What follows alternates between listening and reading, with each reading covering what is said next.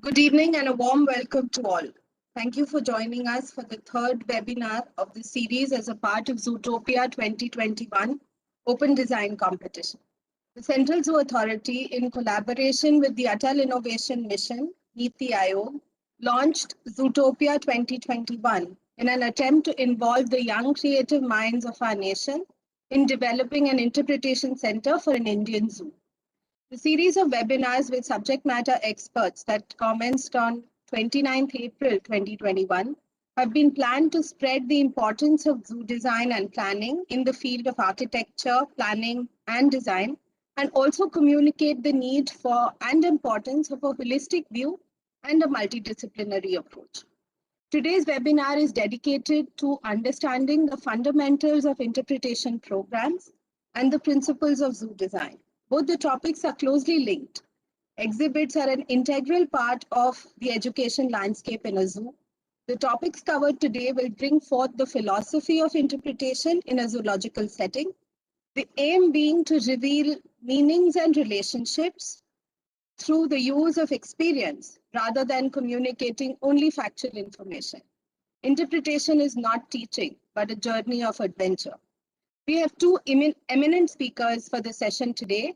Our first speaker is Dr. Bitapi Sinha, who will speak about basics of interpretation program in zoos, followed by Dr. Aarti Grover, who will speak about the basics of zoo design.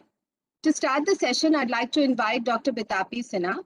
Dr. Sinha is currently working as Scientist G, Senior Professor, and is the Research Coordinator at the Wildlife Institute of India, Dehradun. She started her career at the Wildlife Institute of India as the second woman researcher of the institute. She is instrumental in developing low-cost interpretation facilities in protected areas and zoos. She has been involved in developing visitor use management component of management plans of protected areas and wetlands across the country, besides conducting nature guide training programs for visitor use management.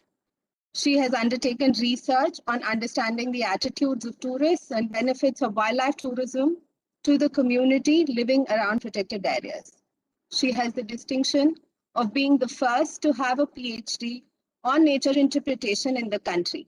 Dr. Sinha was also invited by the government of Bangladesh for training and planning and developing nature interpretive facilities in protected areas of Bangladesh. For the past 3 years, she has been involved in conservation education and awareness of communities, school students, and youths along the Ganga River. Over to you, Dr. Sinha. Thank you, Gauri, for the introduction, and good to see you, Gauri. Good to see you too, ma'am. Okay, I would be actually talking about what interpretation really means. This is a word that everyone sees and everyone listens to, but what it means in terms of nature interpretation for zoos and for protected areas, I would be speaking a little about it.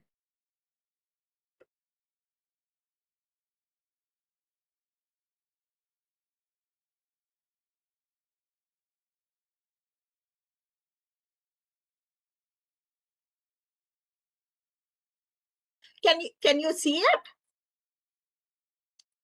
Yes, okay. we can. Okay, thank you. When we are talking about today in the Zootopia, we are talking about designing an interpretation center. But before we talk about the designing, I think we should be clear about what interpretation really means. Interpretation is basically communicating factual information into easy to understand language. That is what interpretation is. We interpret information. In science, we interpret data, we interpret a lot of findings, but in nature, it is very difficult to interpret because it's an evolving process. It has to be based on facts. It has to be based on research. So interpretation is basically communicating difficult, complex information into easy to understand language with the involvement of maybe objects, photographs, artifacts, landscapes, and sites in such a way that people get attracted to it, so that we are able to engage people, we are able to catch the attention of the people. How does this help? Interpreting or telling stories can turn visitor attraction into visitor experience by sharing what makes a site unique or special. When the visitors come to a zoo or come to a protected area, it is important for them to know, why is this zoo so special? What is the importance of the zoo? Why have we created a zoo? Why do we need to have zoos? Why do we need to have them in urban landscapes? So it is very, very important to tell them about the uniqueness of the site and about the special attractions. Good interpretation also promotes a sense of ownership. If I am able to understand why this site is very important and unique, I will definitely like to own that place. I would definitely like to work for that place. And it leaves visitors with a feeling of being inspired and curiosity. People would like to know more about it. What are the objectives of interpretation? Interpretation actually enriches visitors' experience by informing them about the how, what, and why of protecting a special place. It is very, very important for me to know why this place is being protected, why this zoo has been created. What does this zoo hold for me? What does this zoo have? And how is this zoo very important? How is this place very important for me? It also raises awareness and understanding, because of which people tend to support conservation. Visitors tend to understand what conservation really means. And it also promotes particular messages, especially in the case of zoos. It is minimal impact, which means less of vandalism. It promotes the message of less of vandalism. Interpretation, as I mentioned, is based on facts and not myths. And therefore, it is a myth buster, because interpretation is based on research. There is a difference between interpretation and information. All information can be interpreted, and all interpretation should have information. So that information alone is not interpretation. Information needs to be weaved into a story, built into a story, which then becomes interpretation. So when we do interpretation, we need to understand the two basic differences of what is interpretation and what is information. Interpretation uses emotions, interpretation uses anecdotes, so as to make interpretation more effective. People tend to get attracted.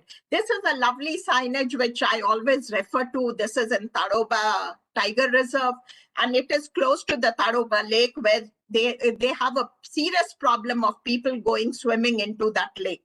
And therefore, they have made this signage which says, "Swimming totally prohibited. Survivors will be prosecuted." So if a person goes into the mugger's stomach, definitely he will not survive. So it is a way of passing on information. It is both artistic as well as it has humor in it. Interpretation is a science, and like all science, interpretation too has certain principles. All places have a history, and through interpreters can actually build the past and make the present more enjoyable and the future more meaningful. So this is what interpreters actually do.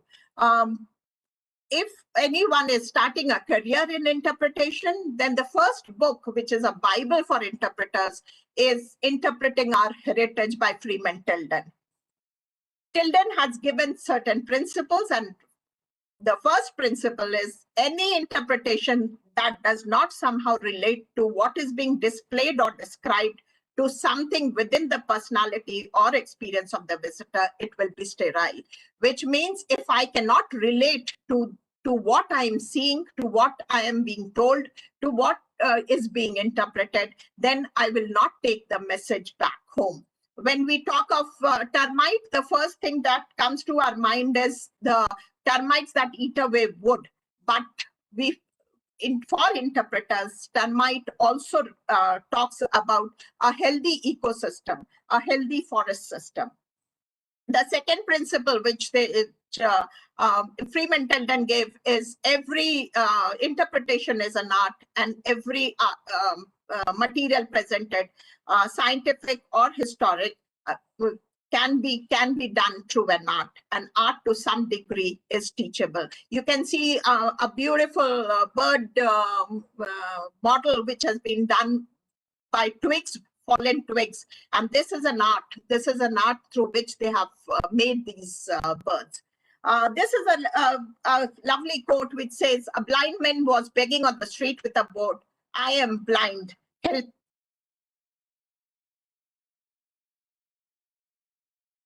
I am blind, help. A man passing saw, took this board and wrote, "Today is a beautiful day, but I can't see." The first one, the first text which is written is basically talks about a sympathy factor, but the second which is written is actually talking about the reality of life, and therefore the second one is a preferred text for an interpreter.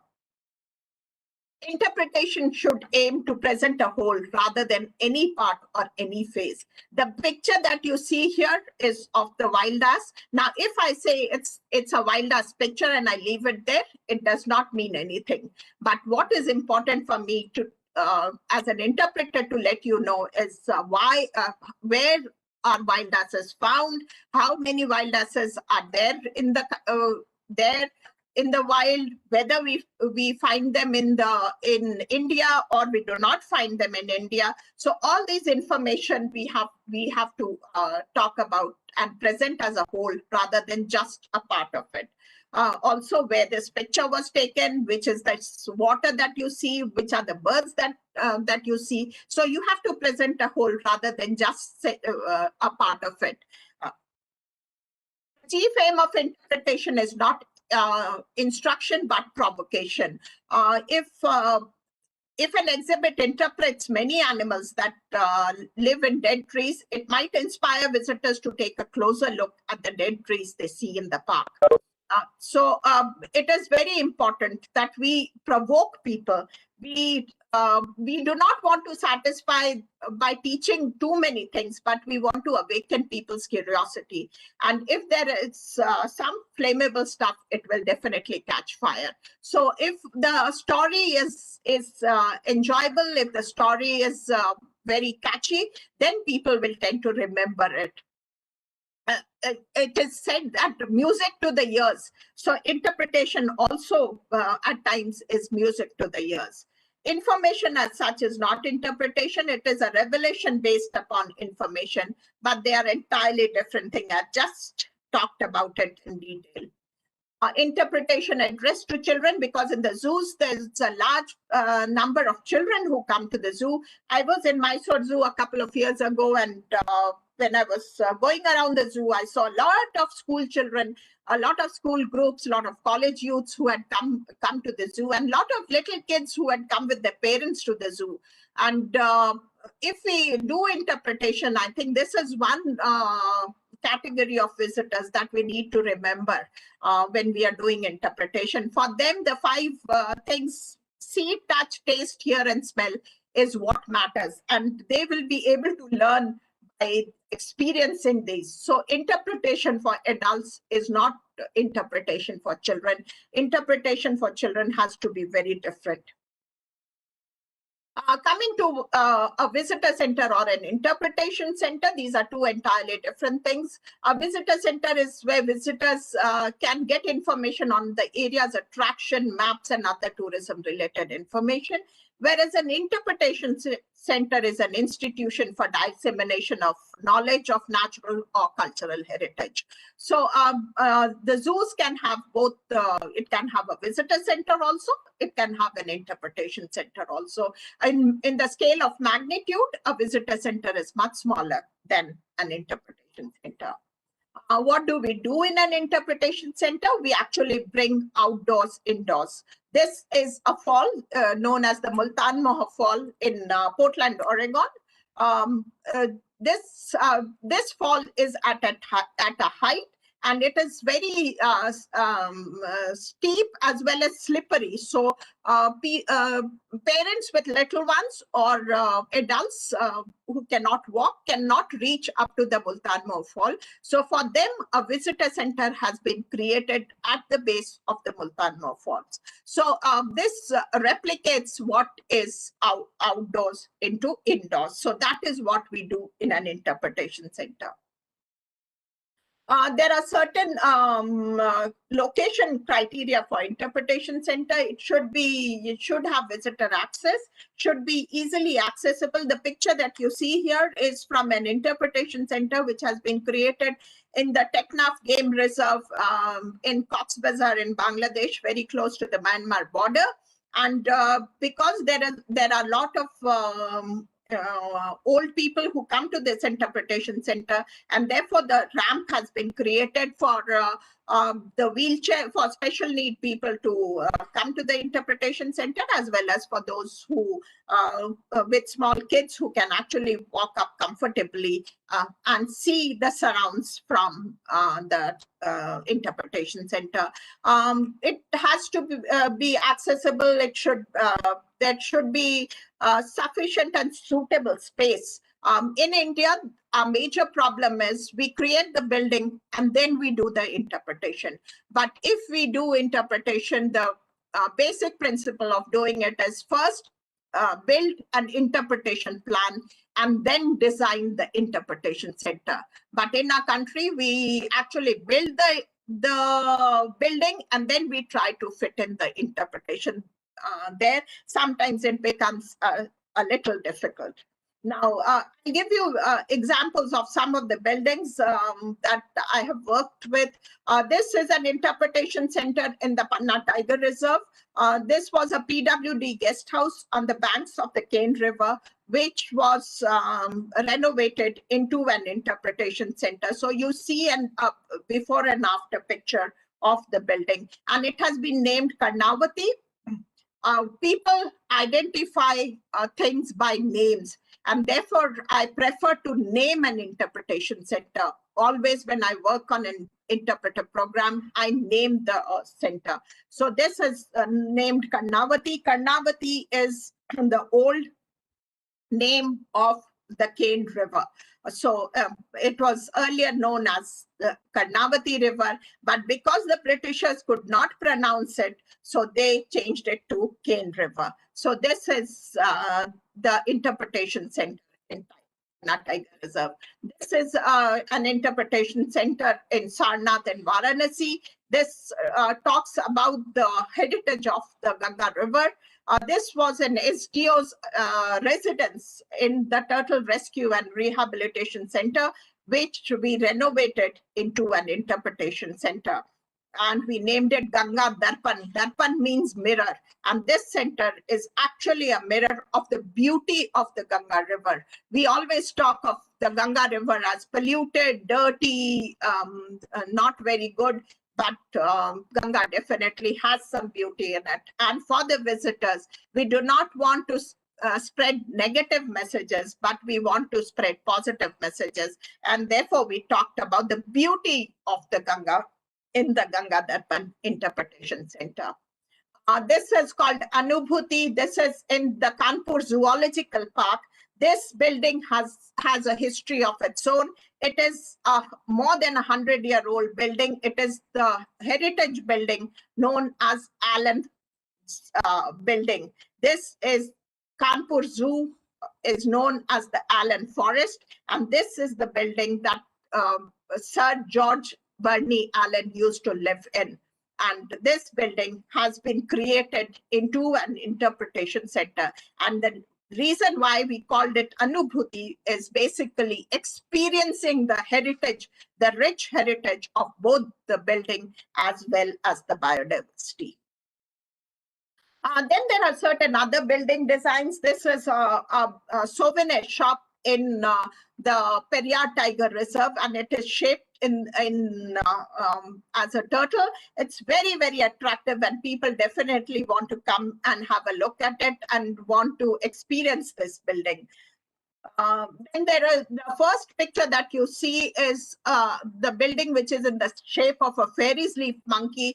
This is in Shefaijala in Tripura, and this also has been created into an interpretation center. Then the one below that is in the Tadoba Andhari Tiger Reserve. In Tadoba, there are the tribal cottages. The tribes there, they build in the villages, they build their homes like this, and the interpretation center has been built in the shape of the cottages. This is basically to give a feel of the rich cultural heritage that the area has. Then there is the interpretation center in Pench Tiger Reserve, which is called, which one can identify by Mowgli, because there are a lot of stories of Jungle Book in Pench Tiger Reserve, and you can see Mowgli standing in front of the board in of the Pench Interpretation Center. This igloo-shaped interpretation center is close to Dwarka. They have a turtle breeding center there, a hatchery there, and they have built a small little interpretation center in one of these igloos. When the visitors from Jamnagar go to Dwarka, they stop en route in this place to see the turtle hatcheries, and they also visit this interpretation center. And there are others in Corbett, in Kanha, then in Devalia, in Gir. There are lots of interpretation centers all over the country. Some small, some big.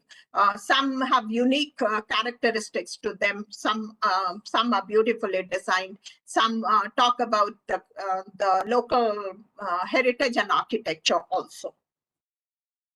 Now, what goes inside the interpretation center? The exhibits and displays, they are very, very important because they convey the message. And from my study, I have found that the dioramas and attractive pictures are the ones which catch a lot of attention and attraction of the people who visit the interpretation center. But unfortunately, spending time in interpretation center in India is not too much. People don't spend too much of time in the interpretation center in protected areas. But if it's beautifully designed, if it has dioramas which are attractions, and if it has beautiful pictures, big pictures in it with less of text, then people definitely tend to stop. And today with the Android phones, everyone wants a selfie to keep a memory. So these dioramas actually become great selfie points. Now, what is inside an interpretation center? And inside the interpretation center, there can be these text which are with pictures, backlit displays with pictures.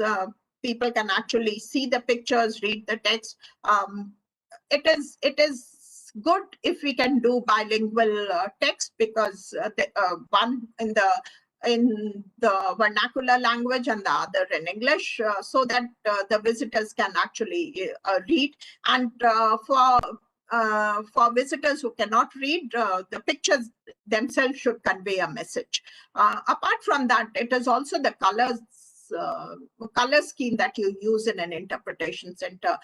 Bright, beautiful colors actually attract people. So, and the displays also look very, very attractive. So if you see through my presentation, you will find a lot of use of colors in the interpretation centers. Text along with dioramas, text along with motifs is something that actually conveys the message and interprets the information. This is a diorama that we did, and this diorama actually we were talking about the plastic pollution that we create the everyday use of plastic and what happens to the plastic. Where does the plastic go? From the house to the garbage dumps, from the garbage dumps to the streams, from the streams to the nalas, from the nalas to the rivulets, from the rivulets to the major river, and from the major river inside the gut of the animals. So we try to convey this, and we have a pledge corner in which after seeing this exhibit, visitors actually take a pledge of not to use the single-use plastic, and even if they use, to dispose it off in the right manner.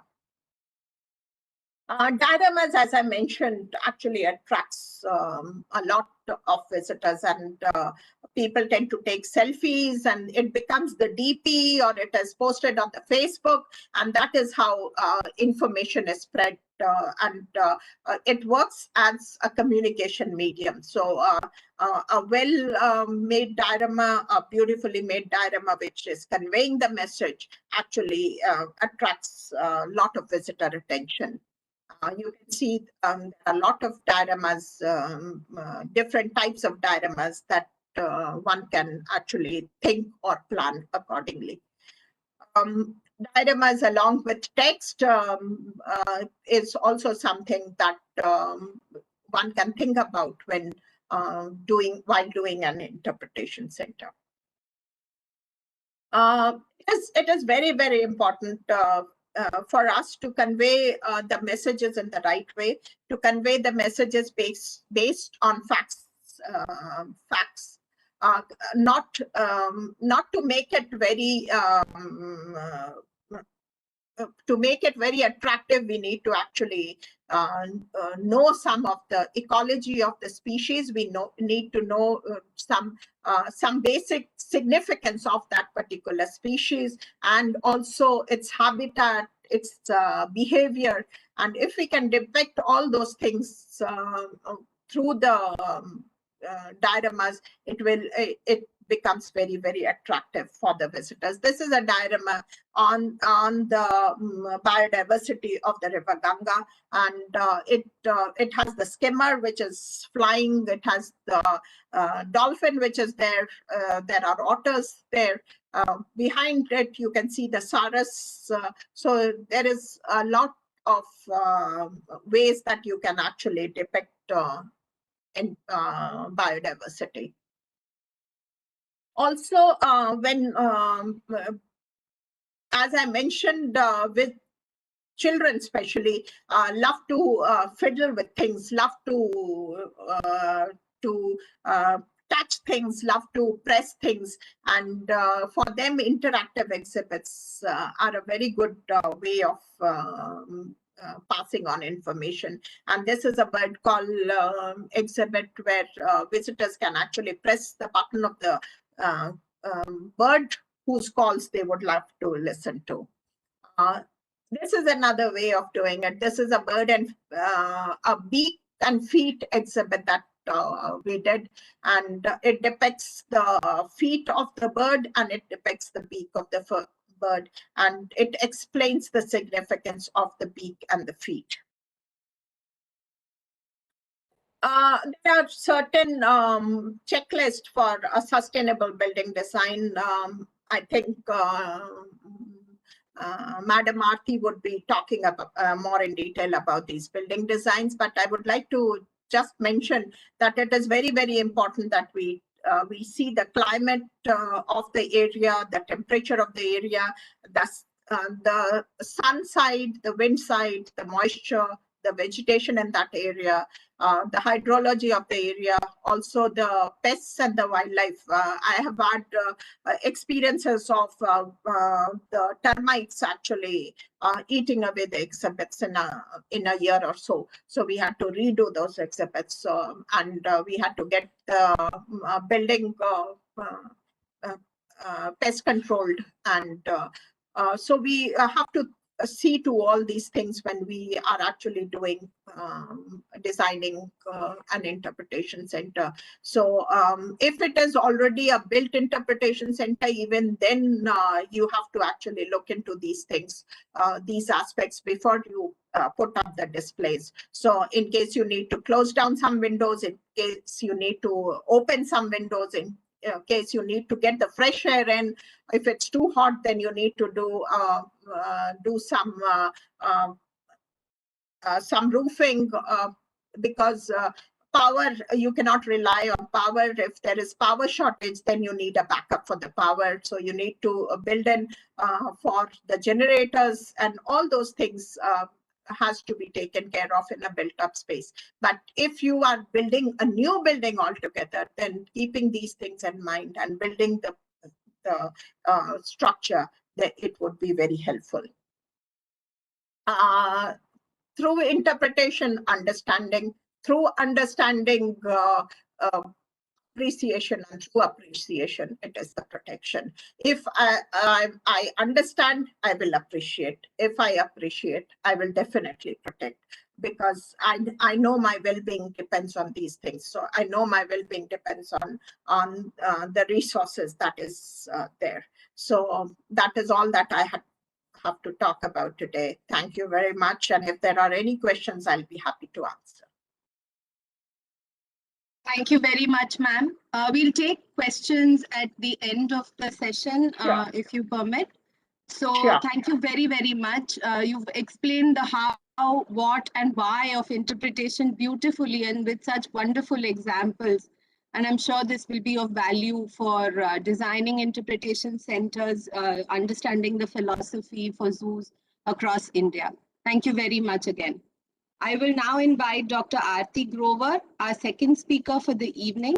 Dr. Aarti Grover is an associate professor at the School of Planning and Architecture, Delhi, an institute of national importance. She has a doctoral degree in architecture with a specialization in landscape architecture. Over the years, she has carved a niche in the area of zoo design and has been serving on advisory boards of the Central Zoo Authority and the National Zoological Park of New Delhi for many years. Earlier in her career, she has been a consultant architect for some zoos in the country. Dr. Grover has delivered talks and written enormously on the subject of zoo design.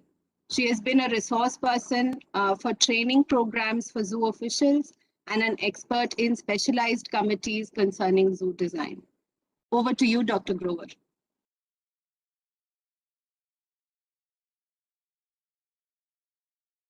We can't hear you, ma'am. Can you hear me now? Yes, thank you. Thank you. A very warm welcome to one and all present in the room today evening. At the outset, let me grab this opportunity to congratulate Niti Aayog, Atal Innovation Mission, and Central Zoo Authority on organizing Zootopia 2021, a national level open design competition for students to design a zoo interpretation center in the country. This is the first of its kind, and I believe it is a great endeavor. And also, I think it would revolutionize the way that landscape architects and designers have been taking up such projects hitherto. And probably after this, more and more people from our fraternity will start participating in such projects, which is going to be a very good idea. And one feels really humbled to be invited to such a beautiful platform, especially to talk to students who are young and budding professionals, which will make a difference in the future. And okay, and also I want to thank Honorable Member Secretary CZA, Dr. S.P. Yadavji, DIG Madam Dr. Sonali Ghoshji, and their team, especially Avinash Swarupji, Ms. Gargi Roy, and Gauri. The effort to put together such an incredible event in the given circumstances definitely deserves a lot of appreciation. So today, what I have been asked to speak about is zoological parks, planning strategies and design principles. And I would start by, Gargi, can we go to the next slide, please? Thank you. Let's go to the next slide. Yeah. So I will start by helping you understand one very important fact about Indian subcontinent, that we have 90,000 species of animals representing around 7.28% of recorded world's fauna. Now, what is important for us is to understand that there is a twofold goal. One is that we need to conserve this rich biodiversity that we own. And on the other side, we have to meet the livelihood and economic security. That is, of course, a very big need at the same time.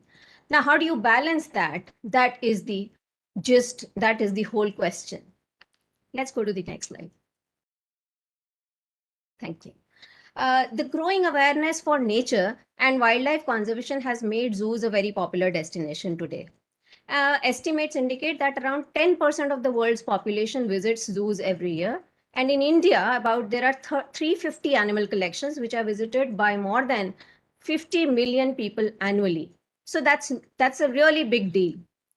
Now, while there is a history of scientific interest, conservation, and welfare of captive wild animals in the country, the zoos, many of them have evolved from being menageries and private collections.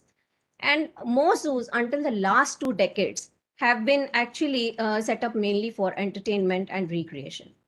As the wildlife resources were abundant earlier before independence, so all this behavioral mapping and their studies of biology and zoology, they were there, but they were not as important as they have become after independence. Now, what has happened after independence is that government has made very strict and important rules in this area, and the National Wildlife Action Plan of 1983 also has emphasized the role of ex situ conservation in national conservation efforts. Let's go to the next slide. Vagi, can we go to the next slide, please? Yeah. So today, when wildlife habitats are under severe pressure and a large number of species of wild fauna have become endangered, the National Zoo Policy foresees that zoos have not only to sustain their own populations, but also augment the depleting populations of endangered species in the wild. This is the latest concept that we follow for zoo design today. Next, please. Yeah. So for a designer, it is very important to understand, since I am actually talking to mostly the students who are here in the room right now, and probably the competitors, the people who are competing in the competition. So let me tell them that this is a typical zoo that you see whenever you go to any zoo. These are the typical components that you will have to take care. What are these components? These areas are generally the outdoor areas, the non-exhibit areas, which is mostly entry, ticket counter, foyers, lawns, and then you enter, and then you enter the exhibit zone, which is mostly enclosures. And then large zoos would have certain more structures like hospitals, staff quarters, and nurseries. This is a general layout of a zoological park. And next, please. Yeah. So quickly, let's see what is happening here is that we see these areas in the entry area. These are the entry areas. Let's move forward. Yeah. So this is the kind of ticketing area, ticketing window that you see. So all this will come under your design purview. Then these are the areas that would lead you to the main circulation pathway. Move, please. Yeah. So most zoos are actually doing very nice designs by making them very naturalistic. Next, please.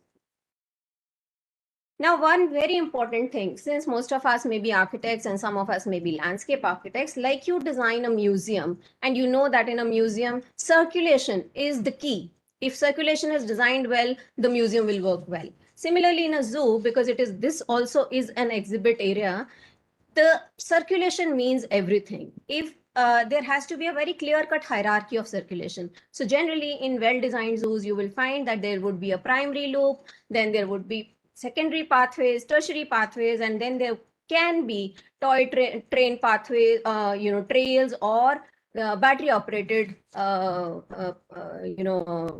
pathways for battery operated vehicles. So these are different kinds of circulation that we see here. Now on the primary loop, you will see almost everybody will travel this loop. Secondary pathway is choice based. I'll come to that, how it is choice based. Yeah, let's go to the next one. So these are some images showing how ideally you should design a circulation pattern in a zoological park. It is very naturalistic. And the baseline is, next please, the baseline is that the area of the pavement should be reduced and it should be planned in a manner that you don't see long tracts of pathways. And what will it do? It will actually bring you, your experience will be more naturalistic, and it also kind of reduces the heat that is radiated from these paved surfaces. And in Indian context, you know how important this would be. Yeah, next please. Now coming to landscape, what all comes under landscape? So, existing vegetation, wherever you are planning a zoo or wherever you are wanting to have a zoo, definitely that area is going to be a green area with some existing vegetation, which would be a definite for, floral typology or forest typology. So that you have to take care and conserve. The other is that in design components, you will have gardens, planting beds, etc. Then vegetation buffers, you will have planting, peripheral planting, you will have landforms, and to combat these landforms, you will have grade change devices, green paved areas, landscape art and sculptures. All this will come under the purview of a landscape personnel. Yeah, next please. The other important elements in designing of zoo would be railings and fences, very, very critical in a zoo, and signage. So, similarly, I mean, as I said, in the case of museums, also signage is very important. Here also the signage is very important. You will have different kinds, information, directional, identification, safety, regulatory. You must be remembering, if you've ever visited a zoo, you are here. So that kind of tells you where do you go from here. So signage becomes very important. Next, please. Okay, the most important thing, why you visit a zoo? To see an animal. And where is the animal living? In the enclosure. What is an enclosure? What you see when you go to a zoo as a visitor is a paddock area, is an open enclosure where you see the animal roaming about. But behind that, there is so much paraphernalia which is actually supporting that paddock area and making your experience the way it is. And these supporting areas are moats, barriers, crawls, feeding cubicles, night shelters, and all these areas are mostly visited by the staff and of course the animals, which are housed there. But you don't get to see them, but they are the allied areas, and that make the whole enclosure. Then services, of course, you don't want to see the services, but without these services, nothing, no establishment can work. Yeah, let's move forward. So very important thing, what are the different scales in zoo designing? So of course, there is going to be a planning scale, there is going to be a, design scale and detailing scale. So in a planning scale, what is important is for a landscape architect or a designer, it is very, very important that he gets associated at the beginning.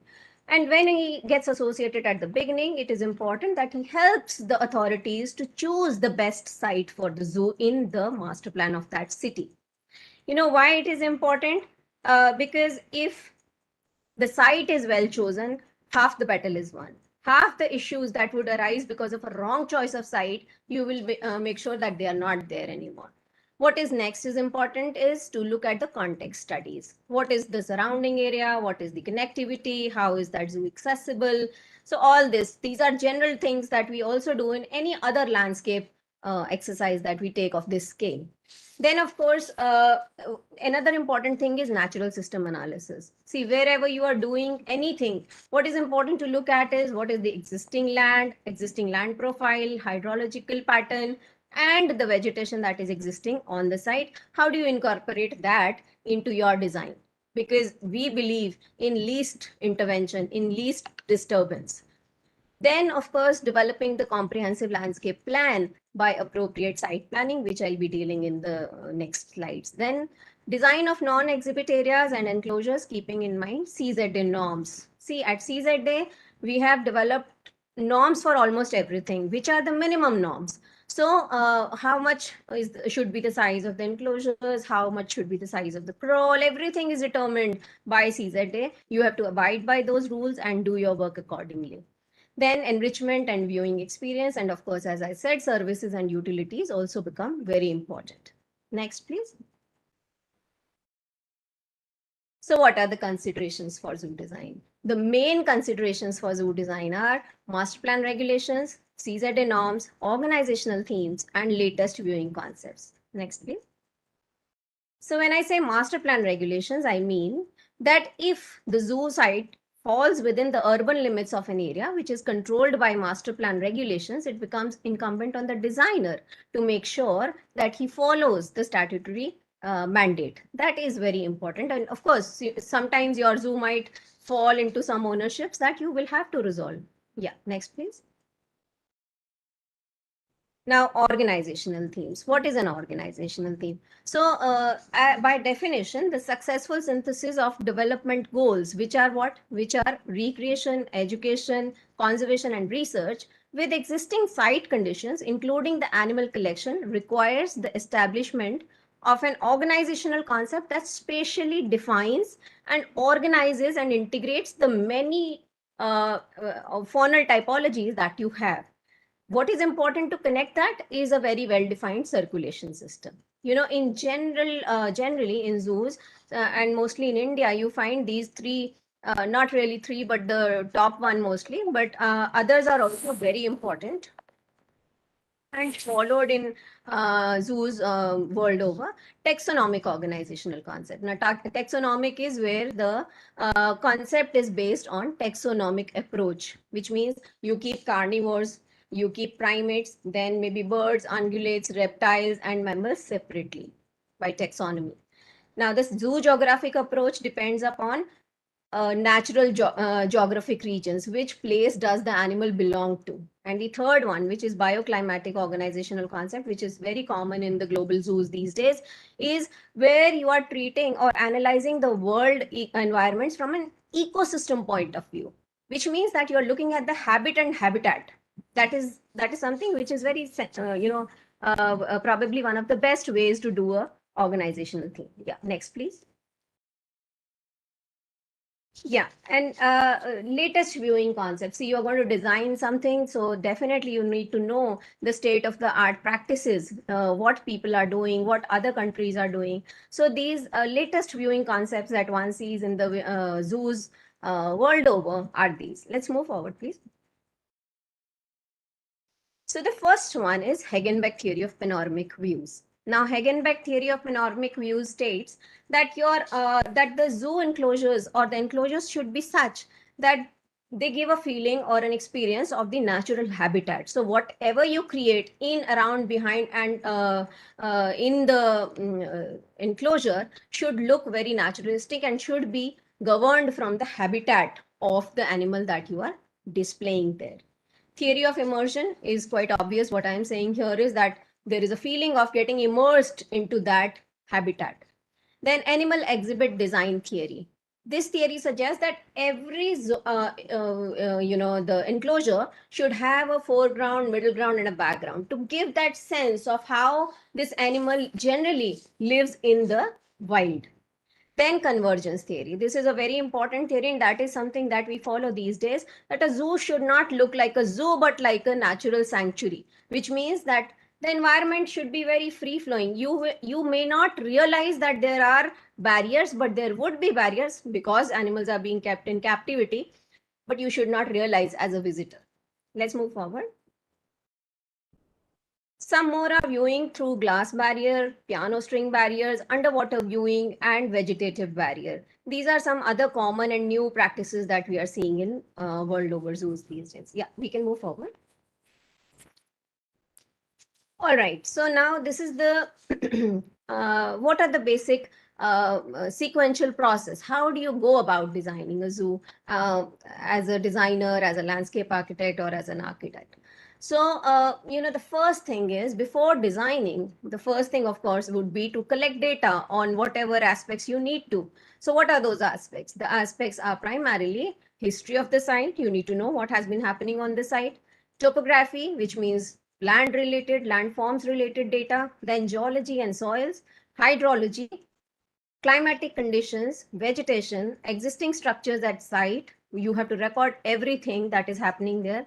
Land ownership information, as I previously also talked about.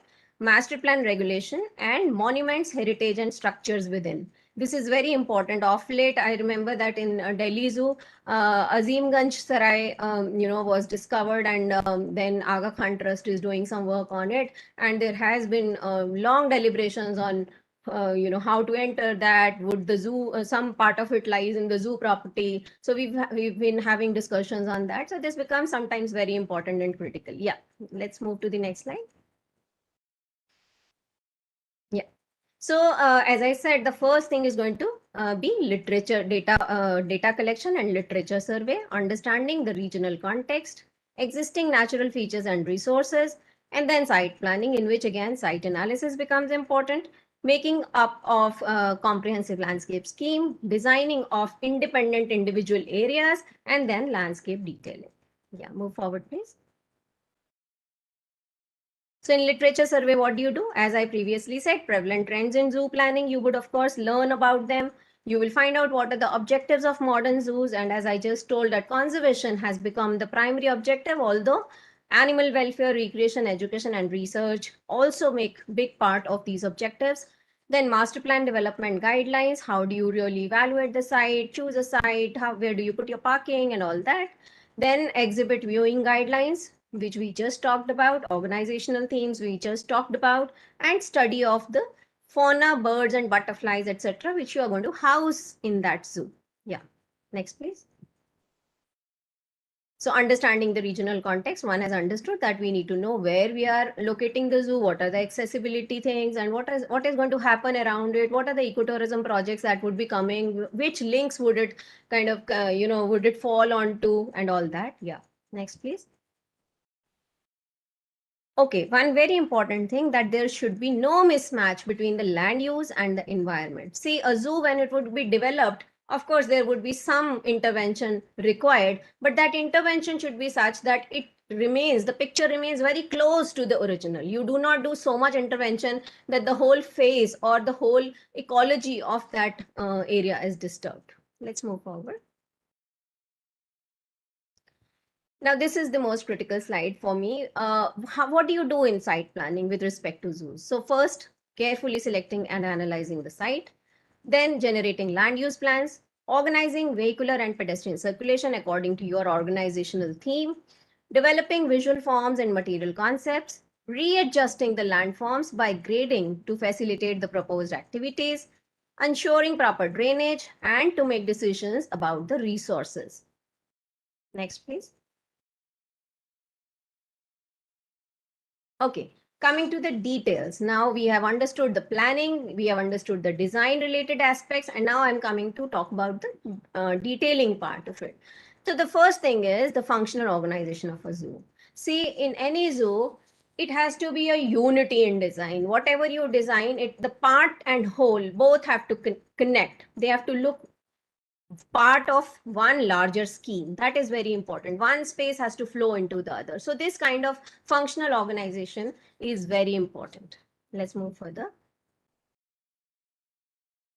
Water resource management for zoo. Like what is important here to understand is that today zoos have actually, zoos are large tracts, and the way our cities are getting deprived of water resources, it's very important that we utilize these resources or these land parcels which are under zoos for water resource management.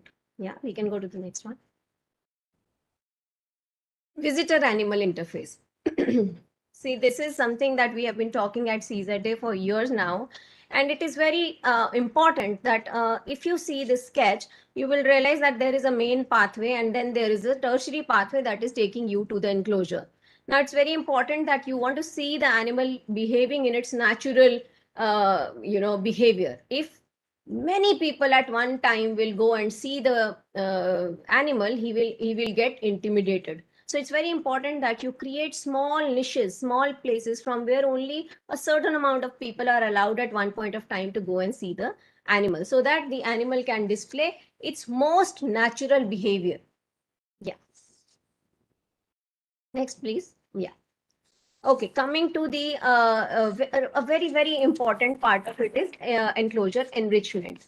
See, a bare enclosure devoid of any vegetation or any other artifacts will actually not give that impact. So it's important that you recreate or simulate the habitat of that animal by giving all these enrichment techniques. Some animals are fond of burrowing, some have the habit of climbing. All that has to be considered while you prepare an enrichment plan for the enclosures. Next, please. Similarly, for finishes, look at the above two pictures and the lower ones. You will realize what I'm going to say now, because whenever you go and see any zoological park, and especially any enclosure, the enclosure has to have finishes which kind of match with the habitat. Same, because this is also a part of enrichment. So we can't have the upper two pictures are not really the best, because we are not really giving them a flat in Gurgaon or Noida. We have to create their habitat. Yeah. Next, please. Yeah.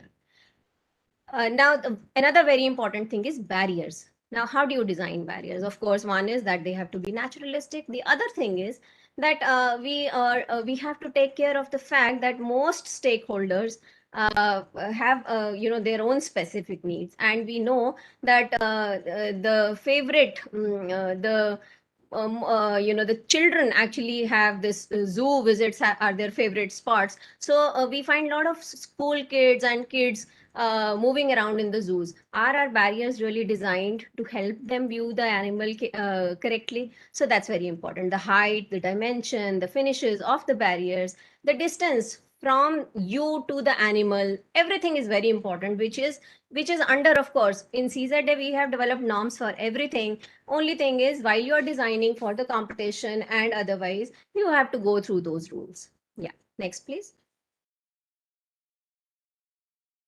Last but not the least, precautionary measures necessary in zoo design. See, everything is done for the best, yet some things which are uncalled for keep happening. Disaster management design measures. Say in case of cyclones, in case of earthquake or floods, there are guidelines by NDMA, and the same guidelines which will apply to the city should apply to the zoo. And what is important is that the zoo management knows about these guidelines, and they have the connect at the time required. They should quickly be able to take care of that. Then intra-animal conflict is one major issue in most zoos. Rodent ingress into the enclosures, infiltration of animals or intruders from outside. We've been hearing stories where I don't know why, for what reason, but people just intrude into the enclosure to prove what, that nobody knows, but one has to take care of that. Prevention of animal escape, a very big issue. Then fires at large scale. See, we have so much vegetation happening, so fire is inevitable. Sometimes, yes, it can happen. Now, the most important and the most current issue is diseases and epidemics. What we are facing right now is something which is quite uncalled for. And we have heard cases in Hyderabad Zoo, some Asiatic lions have been detected with COVID. And also now I've heard that in Delhi Zoo, they have sent samples of some lions. Yeah. So this becomes very critical in today's scenario. Next, please. Yeah, so next, please. So with this, I will conclude by saying that designing good quality zoos is very essential if we really care for the faunal assets of the country. And I welcome you all to join hands with us at CZA to design great zoos for animal conservation and welfare and enriching experience for the visitors of these zoos. Thank you so much. Thank you very much, Dr. Grover. Thank you for putting across the concept, philosophy, planning, encompassing the entire zoo journey with so much detail in such a short time. I think it will be very, very valuable to everybody who's listening. We have a great viewership today, and I just want to say a special thank you to everybody who's joined us for this webinar.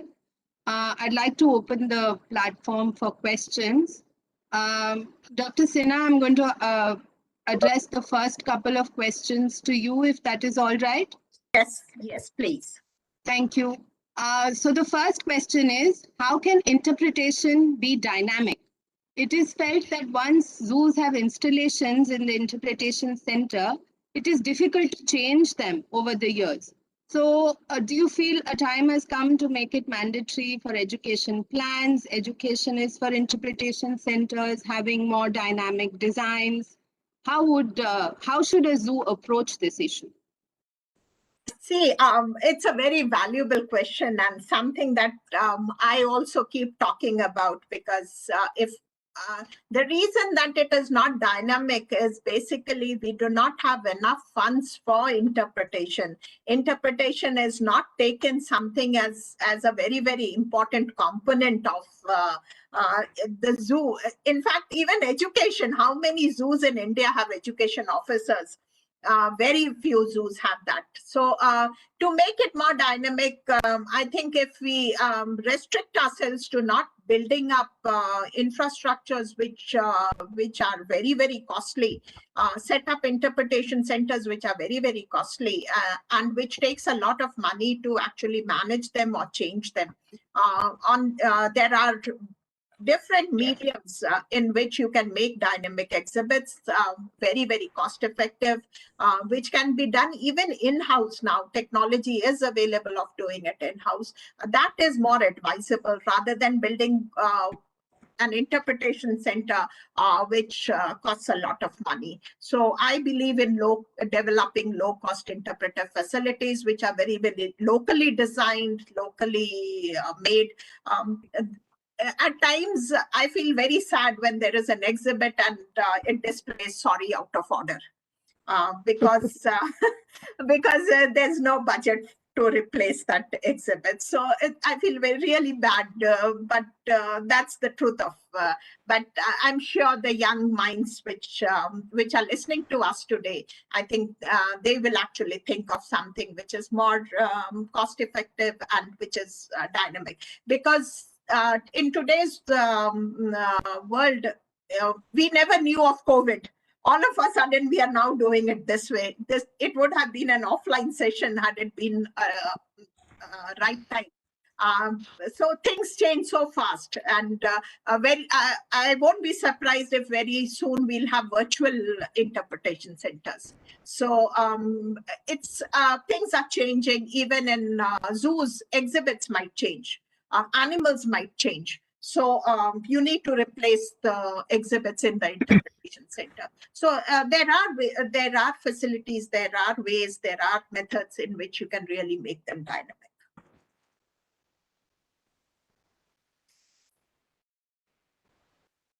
Sorry, there is one more question for you. Yes, Would please. zoo interpretation be different from nature interpretation in a protected area? Example, a national park or a tiger reserve? And which have you thought is more difficult to do? Well, it will not be different because the basic ecology, the biology, the habitat of the species remains the same, and that is what we are actually talking about when we try and educate people. Why conserve? So it's not different. It is difficult. Believe me, interpreting is difficult, and interpreting nature is even more difficult. Because you have to write in a language that is easy to understand. Because I know the science, because I know the ecology, because I know the biology of the species, I tend to write words which are difficult to understand. So writing for the public is a very different ballgame. And if you keep on doing it, keep on practicing writing for the people, you will yourself be able to do it. So the best way of doing that is you write something and give it to your family to read and tell you back. So then you realize it's all rubbish. You need to throw it in the dustbin and redo it again. So interpreting nature is a little difficult. It's a science. It's a science, and every science is teachable. So it's not something which is out of the box, but it's the same for protected area as well as for the zoos.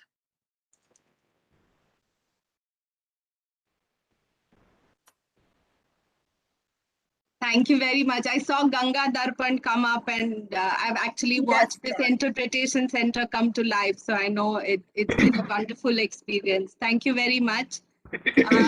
Dr. Grover, there are a couple of questions for you. Yes. what is the key principle or principles that are necessary to consider for designing interpretation centers in zoos, especially when you're considering people who are differently abled? So how would you bring that into the interpretation center design?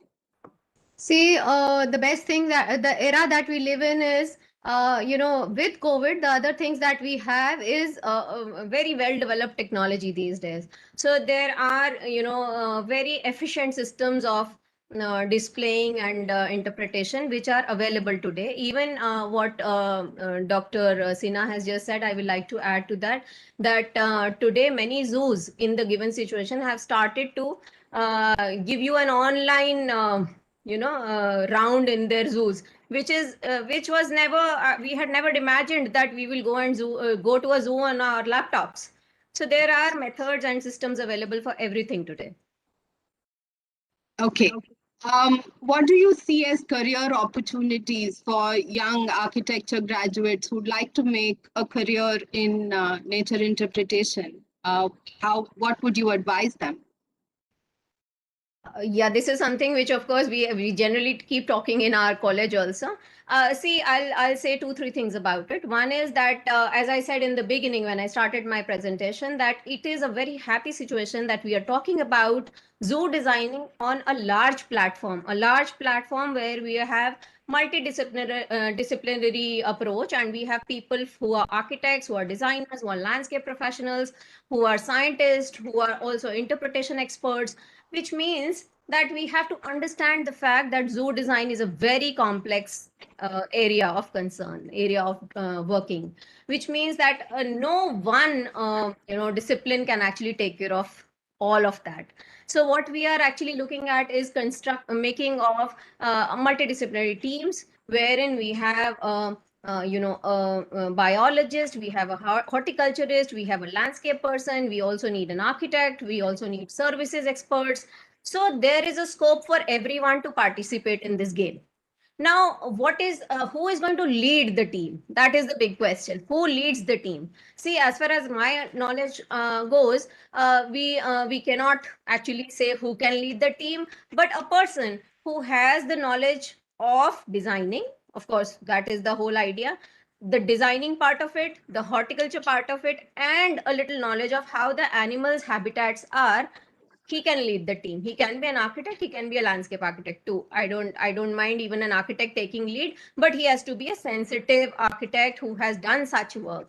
So career options, as far as they go, I think architects have all the capacity to get into this field, only that little knowledge, of course, is gained through the course, but rest you can understand and learn when you practice. So 1 or 2 3 zoos, when you do, you understand what is the whole game about.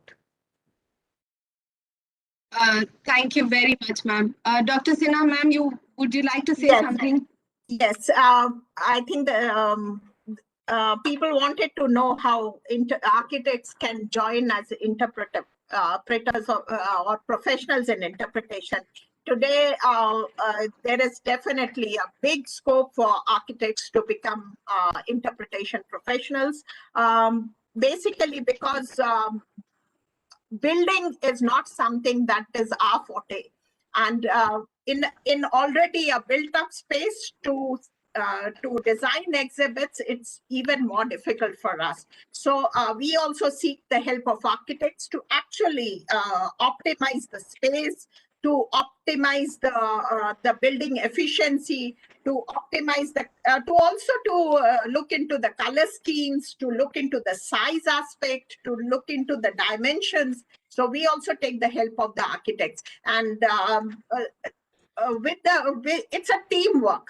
Interpretation is not one man's job. Interpretation needs a poet, interpretation needs a designer, interpretation needs an artist, interpretation needs an architect, interpretation needs a biologist. So we interpretation is actually a teamwork. So we work as a team, and Gauri has already seen we have a very good artist with us, we have a designer with us, we take the help of architects when we are doing spaces. So architects today, architects are not only limited to building build buildings or design buildings. Architects also work as someone who helps in spacing, who helps in colors, who helps in schemes, and also the size aspect of interpretation. So they are also a part of the team. So architects can think of actually joining the interpretation, take up interpretation as a profession. And I would be the happiest person if people come up and say, I would like to work for interpretation projects. Thank you very much, ma'am. Actually, it's a very exciting journey ahead to think of the possibilities that exist with interpretation and design, and with so many zoos wanting to do this. It's quite exciting for everyone to understand the possibilities that are available today, and how different means and different people can be brought together to effectively communicate the message of conservation. So thank you all very, very much. It's lovely to see you also after a long time. Take care, and we will take a 2-minute break now. And I know that you might be busy, so if the guest speakers would like to leave, I will say thank you again. And from here, I will request Ronak, Mr. Ronak, to steer the walkthrough of the competition website and the application link. And if there are any questions, if you can answer them, please. Thank you Ronak, so over much, to you. Gauri. Thank you. Thank you. Bye-bye. Thank you. Bye. Thank you so much, Dr. Gauri. To access the Zootopia competition, you just have to visit the Atal Innovation Mission website. Zootopia competition access करने के लिए आपको सिर्फ Atal Innovation Mission के website पे जाना है. The link is aim.gov.in. Link है aim.gov.in. वहाँ पे आपको एक बैनर दिखेगा. यहाँ पे आपको एक बैनर क्लिक करना है. You will have a banner. You just have to click on the banner. You will be redirected to the competition page. आपको competition page पे redirect हो जाएंगे. Here you have all the information about the contest, about the criteria, about the entries, about the contact details and everything. यहाँ पे आपको competition के बारे में सभी information मिल जाएगी. Criteria, participant details, contact details, etc. Once you have read this, you can access all the relevant files here. For the guidelines, you can just click here, which will redirect you to the guideline PDF document. Guidelines को जानने के लिए यहाँ पे आप click कर सकते हैं. You will be redirected to a guideline document. Please read all the instructions very carefully. Then you would require some competition files. आपको कुछ competition relevant files की जरूरत होगी. DXF, design, 3D files, etc. So वो सब आप यहाँ पे click करके download कर सकते हैं. You can download that here in competition files. Finally, when you are ready with your application after reading the guideline and accessing the competition files, you can click on apply now. जैसे ही आपने guidelines या competition files को सब समझ के अपनी entry बना ली है, तब आप apply now पे click कर दीजिए. Once you click on apply now, you just have to put your email and password and captcha code to log in. You can also register here as well. जैसे ही आप यहाँ पे आएंगे, आपको Zootopia challenge का login page मिल जाएगा. यहाँ पे आप अपने ईमेल, पासवर्ड और कैप्चा कोड एंटर कर सकते हैं और अपनी एंट्री को सबमिट कर सकते हैं.